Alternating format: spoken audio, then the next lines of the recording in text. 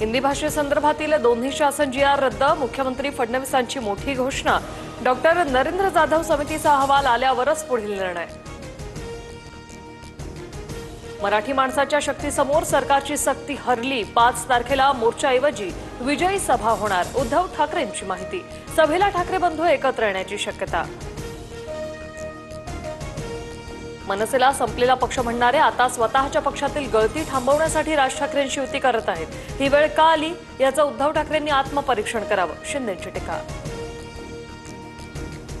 मराठी जनतेच्या रेट्यामुळेच निर्णय मागे, एकजुटीचा धसका घेतला, सरकारवर नेमका कुणाचा दबाव, राज ठाकरेंचा सवाल, तर जाधव समितीला महाराष्ट्रात काम न करू देण्याचाही इशारा। इंग्रजी हिंदीबद्दलची शिफारस ठाकरेंच्या शिवसेनेतील विजय कदम यांच्याकडूनच होती, मुख्यमंत्री फडणवीसांचं प्रत्युत्तर। तर निर्णयावरून राज ठाकरेंनीच उद्धव ठाकरेंना प्रश्न करायला हवा, फडणवीसांची टीका।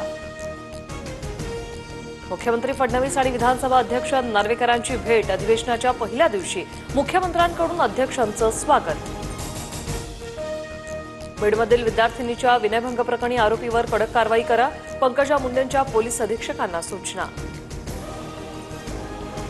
संदीप क्षीरसागर आणि बीडमधील विनयभंगातील आरोपीचे सीडीआर काढा, घडली घटना तेव्हा क्षीरसागर त्या ठिकाणी होते, खासगी क्लासमधील अल्पवयीन विद्यार्थिनीच्या विनयभंगाप्रकरणी मुंडेंचे आरोप।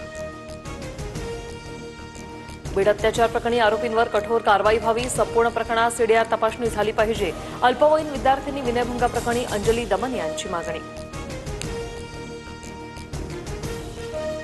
सुप्रिया सुळेंना केंद्रीय गृहमंत्री अमित शहा यांचा फोन, शहांकडून फोन करत सुळेंना वाढदिवसाच्या शुभेच्छा।